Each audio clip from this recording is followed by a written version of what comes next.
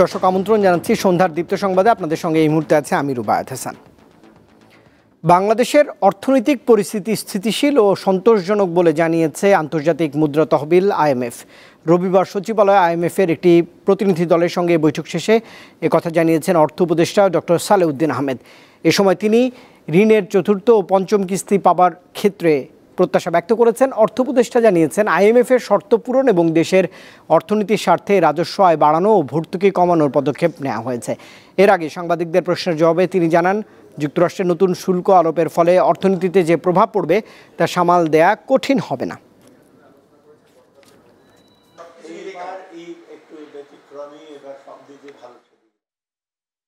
আমাদের যেটা গ্র্যাজুয়েশন, যেটা আমাদের স্ট্র্যাটেজি আছে সেটা পড়ে, তবে ইমিডিয়েটলি আমরা আমেরিকার সাথে, মেইন পয়েন্ট হলো আমেরিকার সাথে আমরা যোগাযোগ করে একটু নেগোশিয়েট করব।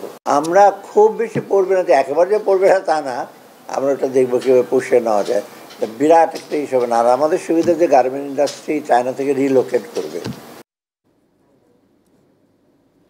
প্রতারণার মামলায় ই-কমার্স প্রতিষ্ঠান ই-ভ্যালির ব্যবস্থাপনা পরিচালক মোহাম্মদ রাসেল এবং তাঁর স্ত্রী প্রতিষ্ঠানটির চেয়ারম্যান শামীমা নাসরিনকে 3 বছর করে সশ্রম কারাদণ্ড দিয়েছেন আদালত।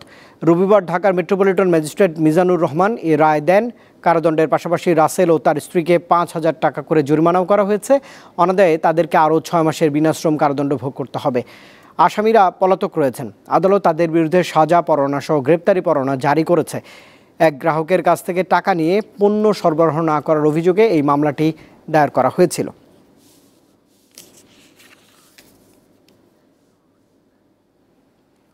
ভারতে মুসলিম ওয়াকফ সংশোধন আইন দ্বারা দেশটিতে সংখ্যালঘু মুসলমানদের অধিকার খর্ব করা এবং বৈষম্যমূলক আচরণের চেষ্টা করা হয়েছে বলে মন্তব্য করেছেন বিএনপির স্থায়ী কমিটির সদস্য সালাউদ্দিন আহমেদ। রবিবার রাজধানীর গুলশানের সংবাদ সম্মেলনে তিনি এই কথা বলেছেন। ভারতের পার্লামেন্টে মুসলিম ওয়াকফ সংশোধন বিল 2025 নামে একটি আইন পাশ করা হয়। আইনটির বিভিন্ন ধারা বিশ্লেষণ করে আমরা দেখেছি যে ভারতের সংখ্যালঘু মুসলমানদের অধিকার খর্ব করা এবং বৈষম্যমূলক আচরণের চেষ্টা করা হয়েছে এই আইনে।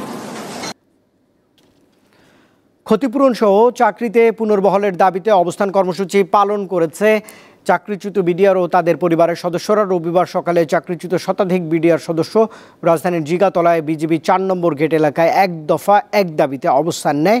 কর্মসূচি ঘিরে অপ্রীতিকর পরিস্থিতি এড়াতে পিলখানা এবং এর আশপাশে মোতায়েন করা হয় পুলিশ, বিজিবি সহ বিপুল সংখ্যক আইন শৃঙ্খলা রক্ষাকারী বাহিনীর সদস্য।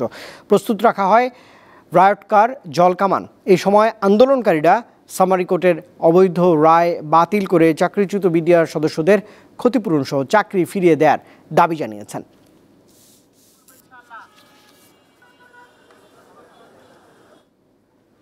কক্সবাজারের উখিয়ায় জমি নিয়ে বিরোধের জেরে সংঘর্ষে 3 জন নিহত হয়েছে। রবিবার সকালে কুতুপালংয়ে এই ঘটনা ঘটেছে। নিহতদের মধ্যে রয়েছে কুতুপালং বাজার জামে মসজিদের ইমাম আবদুল্লাহ আল মামুন এবং তার চাচাতো ভাই আব্দুল মান্নান। অন্যজনের নাম শাহিনা বেগম, তিনি আব্দুল মান্নানের বোন। স্থানীয়রা জানিয়েছেন, জমি নিয়ে মাওলানা আবদুল্লাহ আল মামুন তার চাচাতো ভাই মান্নানের সঙ্গে সংঘর্ষে জড়ালে এই প্রাণহানির ঘটনা ঘটে।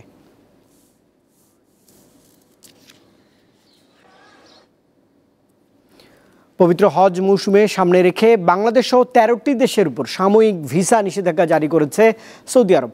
গালফ নিউজের প্রতিবেদনে বলা হচ্ছে, এই নিষেধাজ্ঞা শুধু ওমরা, ব্যবসা এবং পারিবারিক ভিসার ক্ষেত্রে প্রযোজ্য হবে। যাদের ওমরা ভিসা রয়েছে তারা 13 এপ্রিল পর্যন্ত সৌদি আরবে প্রবেশ করতে পারবেন। বাংলাদেশ ছাড়া অন্য দেশগুলো হলো পাকিস্তান, ভারত, মিশর, Indonesia, Iraq, Nigeria, Jordan, Algeria, Sudan, Ethiopia, Tunisia এবং ইয়েমেন। অবৈধভাবে হজ পালনের প্রবণতাকে এই সাময়িক নিষেধাজ্ঞার কারণ হিসেবে উল্লেখ করেছেন সৌদি কর্মকর্তারা।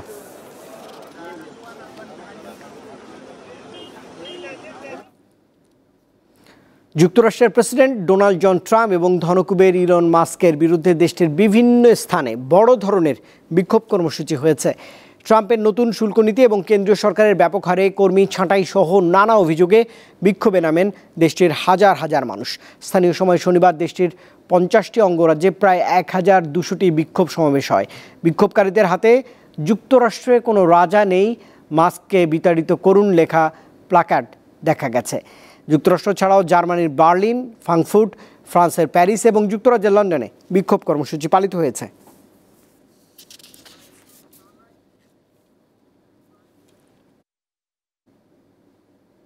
গাজায় ভুলবশত 15 স্বাস্থ্যকর্মীর উপর গুলি চালানো হয়েছে বলে স্বীকার করেছে ইসরায়েল।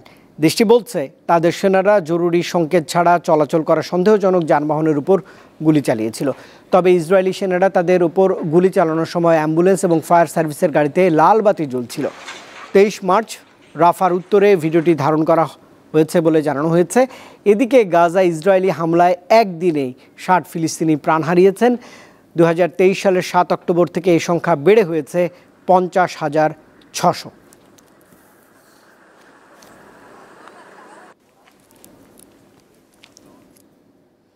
ব্রিটিশ পার্লামেন্টের 2 এমপিকে ইসরায়েলে ঢুকতে না দিয়ে আটক করেছে ইসরায়েল। শনিবার রাতে ব্রিটিশ পররাষ্ট্রমন্ত্রী ডেভিড লামি এক বিবৃতিতে এমন তথ্য জানিয়েছেন। ডেভিড লামি বিবৃতিতে বলেন, পার্লামেন্টারি প্রতিনিধি দলের অংশ হিসেবে ইসরায়েলে সফররত 2 ব্রিটিশ এমপিকে প্রবেশে বাধা এবং আটক করা হয়েছে। আটক এমপিরা হলেন লেবার পার্টির ইউয়ান ইয়াং এবং আবতিসাম মোহাম্মদ। বিবিসি জানিয়েছে 2 ব্রিটিশ এমপিকে ঢুকতে না দেওয়া এবং আটকের কথা অস্বীকার করেছে ইসরায়েল।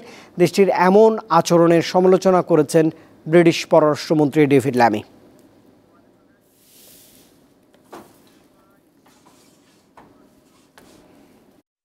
দর্শক, এই ছিল এখনকার মতো সন্ধ্যার দীপ্ত সংবাদে। আমাদের পরের আয়োজন রাত 11টার দীপ্ত সংবাদ দেখার আমন্ত্রণ রইল। এতক্ষণ সঙ্গে থাকবার জন্য ধন্যবাদ সবাইকে।